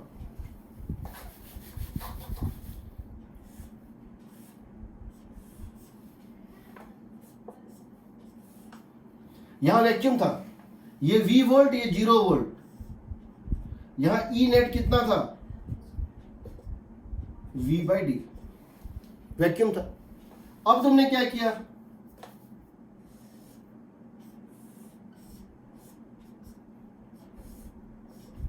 तुमने डाइलेक्ट्रिक डाल दिया, बट अभी भी डिस्टेंस वही है, अभी भी क्या है, डिस्टेंस वही है और पोटेंशियल्स भी वही है।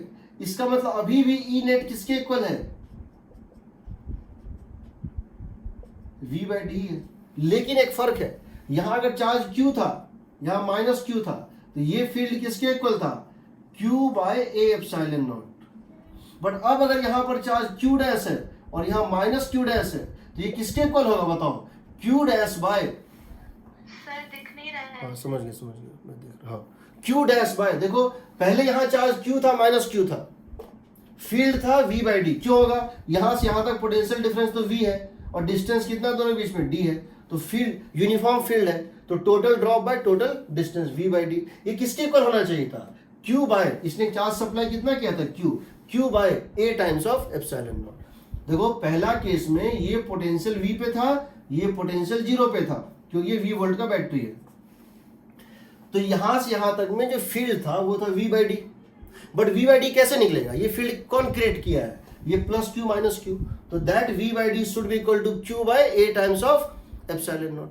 अब देखो अब क्या हुआ, तुमने इसी में डायरेक्ट्रिक डाल दिया, अभी भी इसका जो है पोटेंशियल V ही है, इसका पोटेंशियल क्या है 0 ही है, तो दोनों के बीच का गैप कितना है D है। तो अभी भी नेट फील्ड यहां से यहां क्या होगा, total drop by total distance V/D ही होगा। बट ये E नेट है, यहां भी ये E नेट था, बट यहां ये E नेट कब आया है, फील्ड दोनों में सेम है, लेकिन यहां पर फील्ड ये था ही और यहां ये फील्ड K से डिवाइड होने के बाद बना है।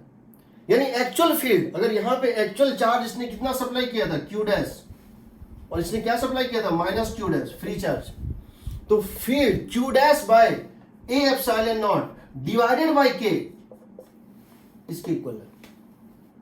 यहां पर फील्ड ये एक्सटर्नल भी था और चूंकि ये वैक्यूम है, डाइलेक्ट्रिक कांस्टेंट 1 है, यही फील्ड भी था, फील्ड दोनों में सेम है, क्यों, potential difference same, distance same, तो फील्ड सेम। बट यहां पर वही फील्ड था और यहां फील्ड डिवाइड होने के बाद इतना बना, यानी जो ओरिजिनल फील्ड बना होगा एक्सटर्नल वो इसका K टाइम्स बना होगा, तभी तो डिवाइड होने के बाद ये बना है। जो भी फील्ड तुमको यहां इसके अंदर दिख रहा है, एक्चुअल फील्ड जो फ्री चार्जेस ने क्रिएट किया था वो उसका K टाइम्स क्रिएट किया होगा, क्योंकि वो K से डिवाइड होने के बाद इतना बना है। यानी यहाँ पे तुम देखो, यहाँ पे Q किसके इक्वल आया था, बताओ यहाँ पे Q क्या आया था, ε0 A/D इंटू V, यहाँ कितना आया था ε0 A/D इंटू V। यहाँ Q डैश किसके इक्वल होगा बताओ, इन दोनों को इक्वेट करो, K times of ε0 A/D into V। तो इस केस में बिकॉज तुम्हारा पोटेंशियल डिफरेंस सेम है इसीलिए, और K पहले Q था, अब क्या हो गया, Q डैश क्या हो गया बताओ, Q dash becomes KQ, K times Q, इसीलिए कैपेसिटेंस बढ़ा। दोनों तरह से वही आएगा, कहने का मतलब हमको तो पता है, एक लाइन में बोल सकते हैं कि कैपेसिटेंस K टाइम्स हो जाएगा। जब भी किसी डाइलेक्ट्रिक में, जब भी किसी कैपेसिटर के प्लेट्स के बीच के सर के स्पेस को डाइलेक्ट्रिक से भरोगे उसका कैपेसिटेंस K टाइम्स हो जाएगा, ठीक। बट उसको दोनों तरह से समझ सकते हैं। कांस्टेंट चार्ज के केस में सेम चार्ज के लिए V 1/V हो जाता है, क्यों, field charge same, external field same, so net field is 1/K times, same distance, potential is 1/K times. तो ये 1/K, ये कांस्टेंट है, दोनों का प्रोडक्ट कांस्टेंट है, ये जो है ये क्या हो रहा था फर्स्ट केस में, V बाई के, तो ये हो जाएगा KC। दूसरा केस, अगर V कांस्टेंट है तो बैटरी लगा हुआ है, तो पहले अगर उसने चार्ज क्यों खींचा था, क्योंकि फील्ड वहां E था, अभी भी फील्ड वही है, बट पहले फील्ड वही है, नेट फील्ड वही है, बट किसी चीज को K से डिवाइड करने पे सेम आ रहा है, यानी ओरिजिनल वैल्यू तो K टाइम्स हुआ होगा ना, तो यह K टाइम्स खींचता है। इसको फिर से रिपीट करेंगे जब हम बताएंगे डाइलेक्ट्रिक में और क्या क्या होता है, जब बैटरी कनेक्टेड है और नहीं कनेक्टेड है। स्लोली उसको इंसर्ट करेंगे, हीट कितना निकलेगा, हीट, वर्क, एनर्जी सब कुछ निकालेंगे, कितना उसमें काइनेटिक निकलेगा, कितना पोटेंशियल निकलेगा, कितना SHM होगा कि नहीं होगा, सब कुछ बताएंगे। ठीक है, बाकी नेक्स्ट क्लास में करेंगे। ठीक है।